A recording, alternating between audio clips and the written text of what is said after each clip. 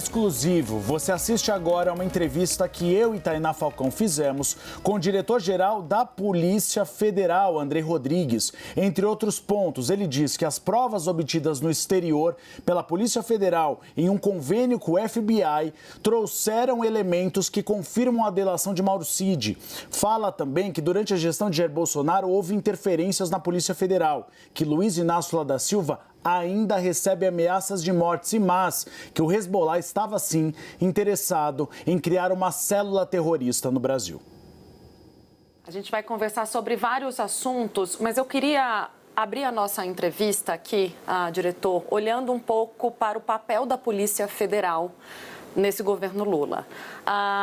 A Polícia Federal tem tido um protagonismo desde o início do ano em operações relevantes, a começar citando como exemplo o 8 de janeiro, né, a retomada de questões democráticas, ambientais também, atuações relevantes em investigações sobre o governo Bolsonaro que seguem, mas por conta desse protagonismo, muitas vezes a gente ouve críticas que consideram justamente um protagonismo exagerado da PF. Como é que o senhor responde a essas acusações? A Polícia Federal é uma instituição de Estado. Portanto, ela tem as suas missões, as suas definições, suas balizas na Constituição e nas leis. E nós estamos retomando a institucionalidade da Polícia Federal. Portanto, não vamos nos furtar de fazer nenhum trabalho, nenhuma operação que tenhamos o dever legal de fazer. E assim tem sido desde o começo do ano. Diretor, nós vimos uma queda de braço entre o Ministério Público e o Supremo Tribunal Federal em relação à delação premiada, o expediente da delação premiada de Mauro Cid, que era braço direito de Jair Bolsonaro. Há elementos nos depoimentos de Mauro Cid que levassem à possibilidade da delação premiada? Há provas e fatos que acabem justificando a delação premiada? A delação, ela é um caminho para se buscar provas. E ali, sim, há caminhos, há muita consistência, há muitos elementos já apontados que nos permitem, confrontando com os demais elementos de prova já colhidos nos autos, identificar que, de fato, há consistência e há bons caminhos para que as provas venham aos autos. Agora, diretor, ainda sobre esse assunto, a gente vê que as investigações estão avançadas, a gente acompanha isso de perto, mas ainda, e tem, né, no meio desse círculo um personagem que é interessantíssimo porque do meio pessoal da vida da família Bolsonaro, que é o ex-ajudante de ordens, o Mauro Cid. Ainda assim, a gente vê o bolsonarismo usando como argumento ou como explicação o fato de as investigações não chegaram diretamente no Bolsonaro, embora ele esteja no meio, né, de vários desses casos, embora ele já tenha vindo depor várias vezes a Polícia Federal, eles sempre usam esse argumento. O quão implicado está o ex-presidente nesses casos? Aí eu cito joias, a confabulação de golpes contra a democracia, as medidas sanitárias que foram negligenciadas durante a pandemia. Por óbvias razões, eu não posso antecipar, né, investigação ou comentar detalhes de cada uma delas, né? Você citou algumas aqui que envolvem vários personagens e que têm o seu curso normal e que seguem com muita, como eu disse, focada na qualidade da prova e na responsabilidade da investigação. O que eu posso dizer é que a investigação vai até o fim. Nós não vamos parar enquanto a gente não desvendar para cada uma dessas ações criminosas que a gente não identifique todos os atores que atuaram nesses processos. No escândalo das joias, já há elementos para indiciar Jair Bolsonaro? Uribe, eu não poderia te falar no detalhe da investigação. Eu desconheço. Eu tenho, obviamente, o acompanhamento de todas as nossas operações mais relevantes, mas não sei os detalhes, né? O que eu sei que há, que já são dados públicos, né, que houve, de fato, essas transações que estão sendo ilegais, né, que estão sendo apuradas, e volto a repetir, né, aqueles que, em alguma medida, têm participação, serão responsabilizados. A Polícia Federal também, recentemente, deflagrou uma outra operação que saltou aos olhos de terroristas que estariam sendo formados no exterior, no Líbano, para promover ataques no Brasil. Eu queria que o senhor falasse um pouco sobre a cooperação internacional nessa operação específica, né, junto da Interpol, e do quão avançado está em relação a outros envolvidos no caso. Eu me lembro que 2 pessoas ainda estavam sendo investigadas e procuradas no Líbano. Se o senhor considera, como disse o ministro da Justiça, que estava em formação uma rede terrorista no Brasil? A cooperação internacional, e começo respondendo por aí, ela hoje é condição sine qua non para as nossas ações. O crime hoje está internacionalizado, não tem mais fronteiras há muito. Portanto, criamos aqui na Polícia Federal este ano uma diretoria de cooperação internacional para acentuar as nossas ações em cooperação com outros países. Em relação ao caso concreto, de fato, o que se viu, e há elementos suficientes para deduzir e chegar a algumas conclusões, de que havia, sim, interesses de grupo terrorista em atuar aqui no Brasil. O que muitas pessoas, às vezes, têm no imaginário é que o terrorista é um fundamentalista, é uma pessoa que vai se suicidar por uma causa, muitas vezes, religiosa. E o que nós vimos aqui, nesse caso do Brasil, é as pessoas sendo contatadas e contratadas para prestar apoio logístico, apoio de inteligência, apoio material, que são todas pessoas já com condenações criminais, com passagens pelo sistema penitenciário e que estiveram, sim, fazendo treinamentos no Líbano e, portanto, nós temos o dever, por lei, inclusive, de interceder quando há atos preparatórios de crimes vinculados ao terrorismo. Agora, diretor, ainda nesse gancho, né, porque a gente também assistiu a uma reação, a gente conversou na época, inclusive, do embaixador de Israel, colocando em xeque essa operação. O senhor respondeu à altura, duramente, mas mais do que isso, de uma maneira ampla, eu gostaria que o senhor fizesse uma avaliação de como a interferência ou o julgamento, por vezes, político, pode atrapalhar o trabalho de investigação da Polícia Federal. Porque, mais uma vez, volto na primeira pergunta, esse tipo de questionamento acaba sendo recorrente. A gente vê muitas vezes, inclusive, a Polícia Federal precisando vir a público se posicionar sobre suas investigações, porque muitas vezes há esse tipo de acusação sendo feita. Uma reação, né, nesse caso, muitas vezes, várias operações, uma reação natural. A pessoa que é investigada, que é presa, que tem, enfim, desvendada ali a sua atuação criminosa, muitas vezes, quando tem possibilidade, reage utilizando os mais diversos mecanismos, e isso, para nós, é absolutamente normal e nada nos toca. O embaixador de Israel, ele, na verdade, ele não pôs em xeque a operação. Ele, acho que exaltou o papel desmedido, enfim, desproporcional do Mossad, questionou que aqui o Brasil abrigaria terroristas, isso seria conivente em alguma medida com o terrorismo, e isso nós prontamente rechaçamos, porque essa é uma operação da Polícia Federal que contou com a colaboração, com a cooperação internacional, mas sob a nossa condução, as nossas regras e as nossas leis. Diretor, falando sobre parcerias internacionais, a Polícia Federal fez um pedido ao FBI e também ao governo dos Estados Unidos para ter acesso a contas bancárias de Mauro Cid, de Mauro Lorena Cid, da família Bolsonaro, e também sobre os imóveis que a família de Mauro Cid tem no exterior. Essas informações já chegaram à Polícia Federal? Parcialmente, né? Nós estamos nesse processo, é um processo lento que depende, muitas vezes não, depende da autoridade central do outro país, da nossa autoridade central, porque também, Uribe, é uma preocupação nossa garantir o regular e legal trâmite desses processos. Então, nós solicitamos via autoridade central brasileira, que é o Departamento de Recuperações de Ativos do Ministério da Justiça, que encaminha para a autoridade central norte-americana, que aí tem o seu trâmite interno e depois faz o caminho de volta.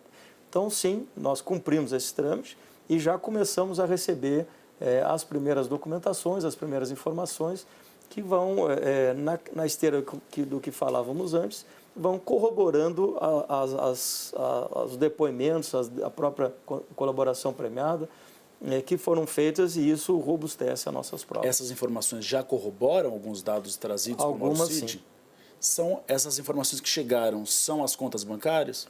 Eu não posso detalhar a natureza dos documentos, mas o que eu posso garantir é que algumas das informações que chegaram, elas corroboram e confirmam aquilo que foi feito na colaboração.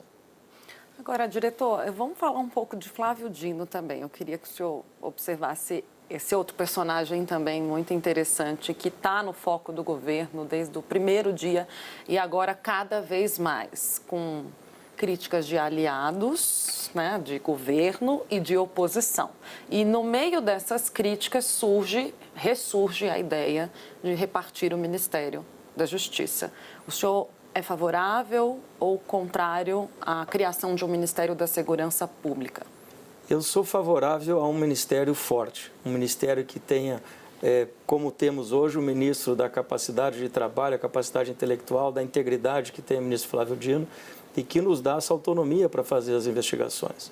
O que importa é termos uma política pública definida, e que temos, é termos ações práticas que temos e ter investimentos.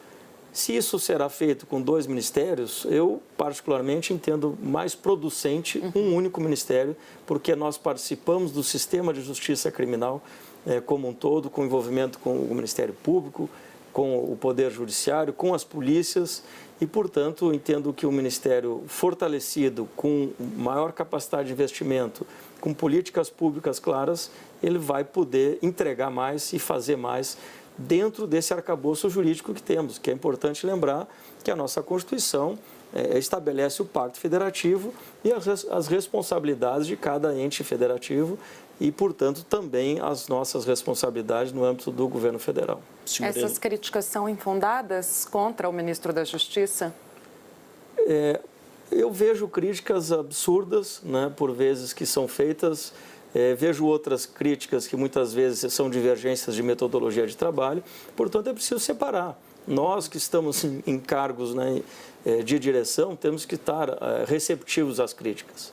Agora, há críticas e críticas, né? Há críticas que são meramente especulações políticas, coisas sem pé nem cabeça e que, enfim, o ministro tem sabido lidar com isso e responder à altura. Diretor, e o embate sobre segurança presidencial? Falamos muito sobre isso no primeiro semestre. Foi sugerida pelo próprio presidente a criação de um formato híbrido, que é a distribuição concomitante das funções entre policiais federais e militares. Não me pareceu muito claro como é que funciona essa estrutura. Tem funcionado e o senhor é favorável à forma híbrida ou gostaria da Polícia Federal à frente da segurança presidencial sozinha? Tem funcionado, né? Houve, obviamente, um período de ajustes, né? Como sempre há quando há mudanças, mas tem funcionado. Nós já estamos ao final deste ano e desde da metade do ano esse sistema híbrido tem funcionado e agora devidamente regulamentado pelo decreto que o presidente publicou. E isso não é novidade para ninguém, sempre defendi que, a exemplo dos países que temos relações, todos os países, Alemanha, França, aqui na América, Colômbia, Argentina, Espanha, Estados Unidos, Canadá, enfim, todos os países têm polícias fazendo segurança dos seus chefes de Estado. E, portanto, esse é o modelo que eu defendo. Agora, nós precisamos entender o contexto, né, nacional, a necessidade que o presidente entendeu de manter, em certa medida, a atuação da Polícia Federal e também junto os militares que compõem o GSI. Então, a gente tem trabalhado muito nesse formato. Hoje, as equipes estão alinhadas, estão trabalhando, há treinamentos, inclusive, conjuntos. Nós cuidamos, por exemplo, da segurança integral da dona Janja, de maneira compartilhada do presidente Lula, e assim seguimos sem maiores dificuldades. Qual é a sua relação, aliás, a relação da corporação com o GSI? Nossa relação é institucional, né? Eu tenho uma relação pessoal com o ministro Amaro bastante saudável, sempre conversamos, e a relação institucional que devemos ter, né, focados na defesa do interesse público e naquilo que o presidente da República estabeleceu. Ele determinou e decidiu que a segurança será híbrida entre 2 instituições. Então, nos cabe agora sentarmos, e já o fizemos, e promover essa articulação para que o serviço prestado seja da mais alta qualidade. Diretor, o senhor concedeu participou de um evento em São Paulo, estava presente, falou das ameaças que Luiz Inácio Lula da Silva recebeu no período das eleições e no início do governo. Essas ameaças continuam? Nós temos, e as redes sociais estão aí, né, nós temos com muita frequência ameaças que nós temos que apurar. Né? Nós, como Polícia Judiciária da União, seguimos focados não só pelo fato de sermos também responsáveis pela segurança do presidente, mas seguimos focados nessa proteção e na investigação de eventuais ameaças. Então, infelizmente, seguem algumas ameaças e as investigações todas também prosseguem. O senhor já foi alvo de ameaça? Também já fui alvo de ameaça, já houve prisão, inclusive em relação a uma pessoa que, enfim, de forma muito grave, ofereceu ameaças, mas a gente, enfim, segue o nosso trabalho com muita firmeza. Agora, diretor, voltando um pouquinho também no tempo e nessa relação com o Gabinete de Segurança Institucional, houve um mal-estar grande quando veio a público a imagem, ou as imagens, né, vieram a conhecimento público do ex-GSI Gonçalves Dias circulando nas dependências do Palácio do Planalto no 8 de janeiro. Como é que o senhor, naquele momento, recebeu essas imagens, assistiu a essas imagens e o senhor acredita que o presidente errou em manter o Gonçalves Dias naquele posto, mesmo diante dessa postura?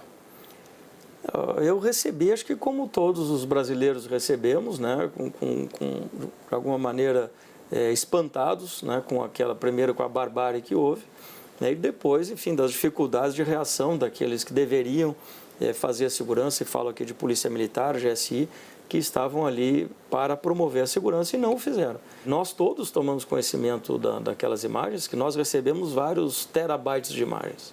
Aquilo ainda não tinha sido visto. Aquilo ainda não era de conhecimento de ninguém.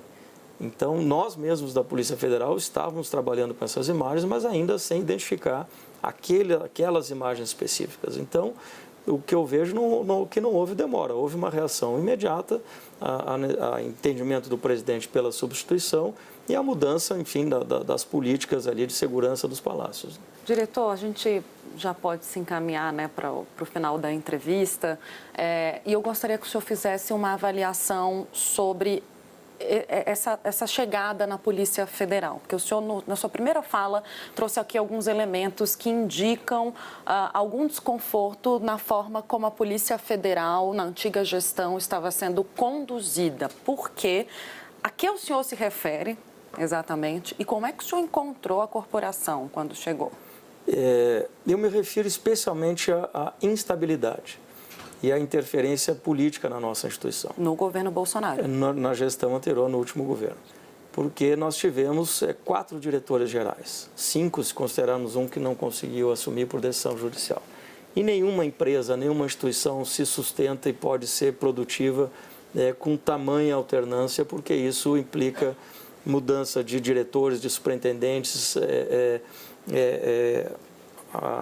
enfim, o bloqueio de muitas ações que são feitas, de projetos, e aí começa tudo do zero e daqui a um ano muda de novo.